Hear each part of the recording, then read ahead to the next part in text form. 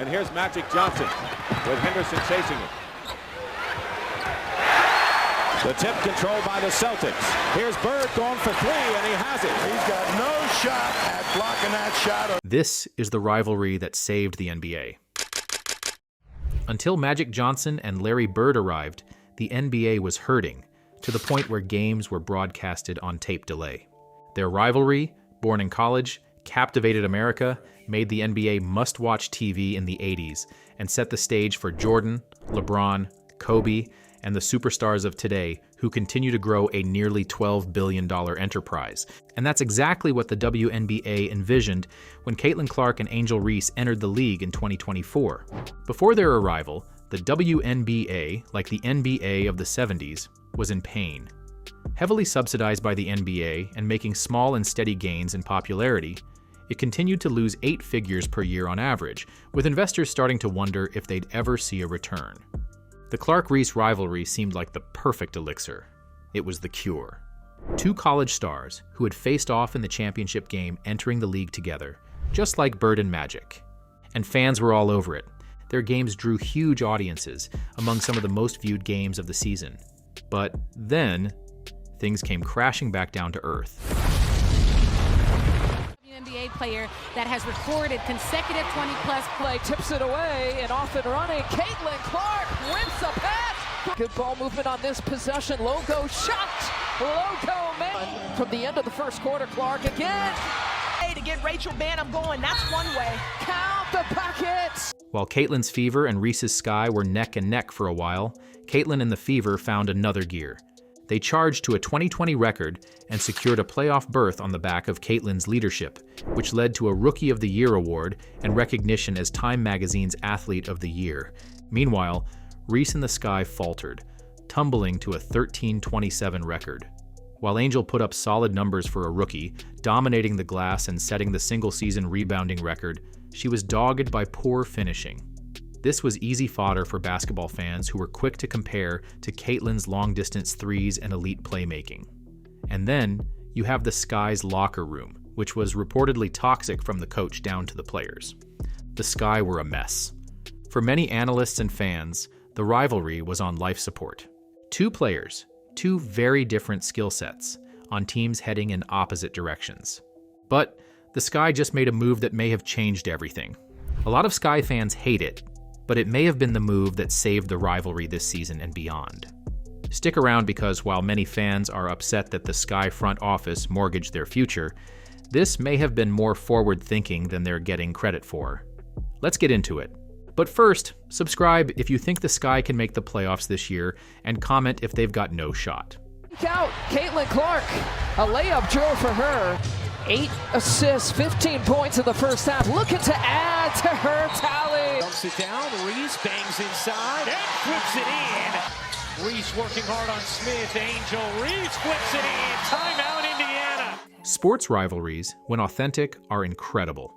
The league wanted Angel and Caitlin to be a thing, and the fans did too. It had the perfect setup. I don't think it's as deep as people make it, but yeah, I mean, obviously it's there. You always have a rivalry. The 2023 NCAA Women's Basketball Championship game between Reese's LSU Tigers and Clark's Iowa Hawkeyes was must-see TV. Despite what some haters in the media like Joy Taylor think, Caitlin Clark was the talk of the basketball world. She had just taken down the previously undefeated South Carolina Gamecocks with an epic 41-point performance. The championship game itself wasn't close. It was a 17-point blowout for the Tigers. Clark had 30 points. Reese had 15 points and 10 rebounds, pretty much what she does every night in the WNBA. Anyway, the game and performances themselves weren't the big story. All everyone could talk about was Reese's post-victory taunt, mimicking a "you can't see me" gesture, and pointing to her ring finger. Angel was the one who denied Caitlin her glory and rubbed it in her face. Now look, taunting is part of the game. Caitlin took the high road and didn't say anything bad about it. Caitlin's done it herself. Their competitors and emotions get high. But that visual stuck. The media ran with it. And bam, we had a rivalry. Then came the draft. Caitlin Clark, University of Iowa. Angel Reese, LSU. Caitlin went first and Angel went seventh. From that point, it was game on. The 4 times they met during the regular season had, excuse the pun, sky-high ratings. But there was something missing as the season went on. Was trying to redirect a pass. Clark, oh my! From Schenectady! After the Olympic snub, break, Caitlin turned on the Jets, averaging 23 points per game. Reese was good for a double-double many nights, which is impressive, but she was dogged by poor finishing within 5 feet, where she is arguably the worst in the league. While the Fever surged to the playoffs, the sky was falling in the standings, all the way down to a 13-27 record. Their last face-off of the season was symbolic of teams heading in different directions. Caitlin's Fever ended up dominating the sky, with Caitlin putting up 31 points to Angel's 10. Caitlin won Rookie of the Year, Times Athlete of the Year. It later came out that she had driven 27% of the league's revenue. Caitlin was just on a different level statistically. Meanwhile, in Chicago, there were reports that the Sky were a mess in the locker room. There was no accountability. Their coach, Teresa Weatherspoon, apparently played favorites, with Angel assumed to be one of them. After the season, the Sky front office fired the coach and, from reports, felt the need to completely overhaul their team culture. All of this made the rivalry seem a bit, imbalanced and forced. 5 seconds to go.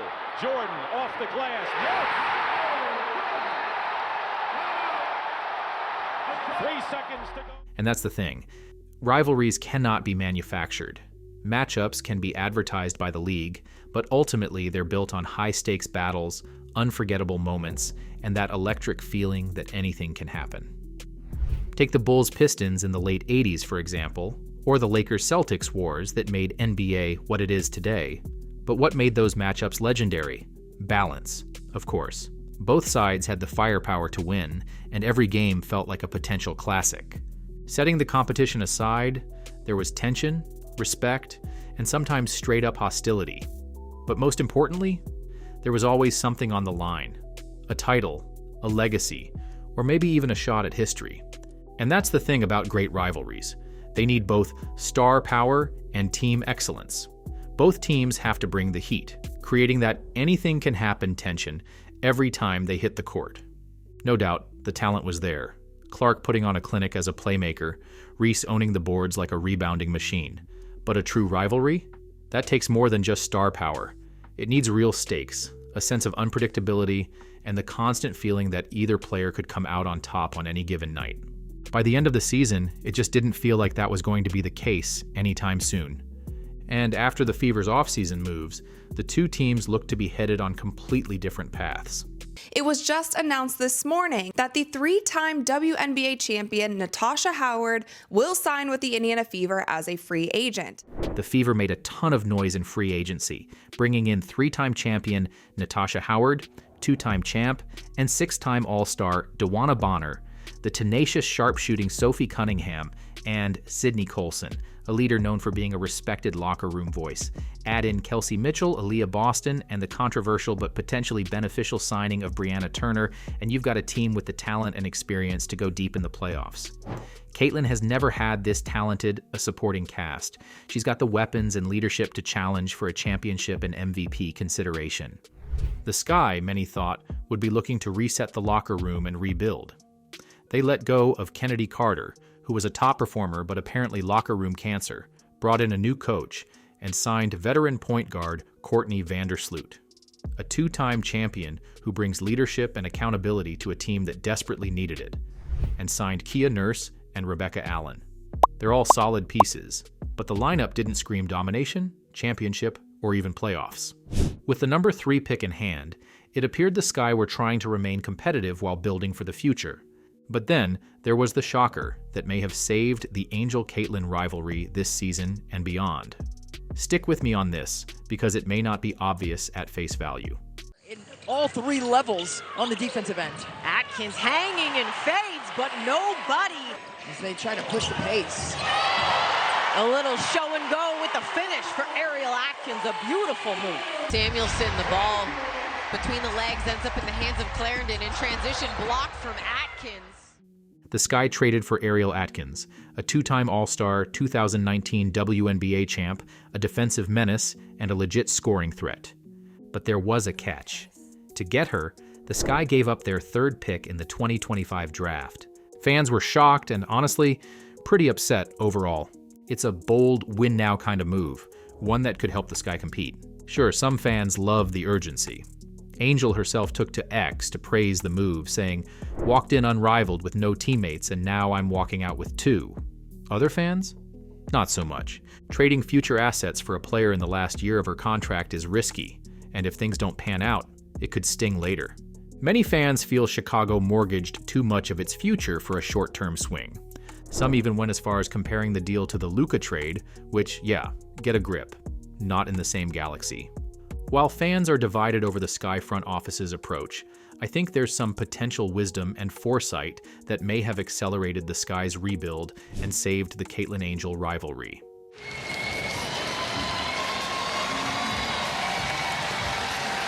Been upgraded to so it's going to be 2 free throws coming up for Connecticut. As I mentioned, the Sky had locker room issues and a reputation for toxicity. The WNBA only has 13 teams. Word spreads fast. They've got arguably the league's 2nd most popular player in Angel Reese, who despite her warts, had a strong rookie season and will only improve. Just as the Fever couldn't slow play Caitlin's success, the Sky had to surround Angel with talent and leadership so she could excel. And with the new CBA expected to go into effect in 2026, when 20 of the league's 24 All-Stars will be looking for new homes, their front office had a tall task. They needed to make Chicago an attractive free agent destination within 1 season. They needed to change the culture, create accountability, and be competitive now. While the Sky's decision to move on from Kennedy Carter was shocking for some because of her on-court performance, it told you everything you needed to know about what the team needed to achieve. No drama. By bringing in battle-tested vets like Ariel Atkins and reuniting with Courtney Vandersloot, they're building a culture that's about more than just stats. They have leadership, accountability, and the right environment for their young stars to excel. That kind of mentorship is invaluable for rising talents like Angel Reese and Camila Cardoso. Learning from experienced pros could fast-track their development and sharpen their game in ways raw talent alone never could. Mabry brings it down the floor. Reese, what a catch and finish! Angel Reese! Aside from nurturing young stars and improving locker room dynamics and getting rid of the stigma surrounding the team, this also helps them be competitive today. They've replaced Kennedy with a champion and 2-time All-Star who can score at a similar clip. They have a solid supporting cast. While I don't think they're going to be challenging for a title in 2025, they could be in the playoff mix. And again, this matters. Guys shooting 38%. Caitlin Clark, another three-pointer. Going for it, dribbling off the drive, spins, bucket is good. Going back to the Caitlin Angel rivalry, the Sky's off-season moves, as controversial as they may have been, are going to help Angel improve and compete. It's going to make her games against Caitlin and the Fever more competitive. It's not going to be nearly as lopsided as it would have been. And if the Fever sit near or atop the WNBA standings and the Sky sneak into the playoffs, we could have an epic first-round matchup that does exactly what is necessary for rivalries to become legendary: raise the stakes. This is where rivalries are at their best. Magic and Bird didn't face off in the playoffs until 1984, years after entering the league. With the moves both teams made this offseason, we could see playoff action between Caitlin and Angel sooner than later, with every regular season game carrying added importance. Of course, giving up high-value draft picks for a player on an expiring deal is a gamble. But if the Sky's front office bet pays off, they'll have created an ideal situation for Angel and the Sky in 2025 and entering free agency in 2026. Just look at how the Fever attracted vets this offseason. These players joined because they wanted to win. Winning attracts winners, and the Sky are banking on that magic to happen, undoing the turmoil of the 2024 season in just 1 year. One thing's for sure, if you're WNBA Commissioner Kathy Engelbert, you've got to love what the Sky just did and how this is all playing out from a growing the game standpoint. I mean, the Fever did so well in free agency that some thought the WNBA had rigged it so Caitlin could win. Caitlin Clark alone was a huge needle mover for the league, completely transforming its trajectory. But as I've talked about in other videos, it's hard from a marketing perspective to build a league around one player. You need a strong supporting cast and great storylines. If Angel can elevate her game and the Sky can be competitive, the rivalry won't be nearly as forced as it was starting to feel. No, Angel and Caitlin are not on the same level. They're two completely different players. Caitlin is a perennial MVP contender, but Angel can be an all-star impact player who helps her team win playoff games and maybe championships. They're the two most popular players in the league, and if the conditions are right, which they may be in 2025, we could see a true rivalry take shape. If you're still here, leave a basketball emoji in the comments. Thanks for watching. See you next time.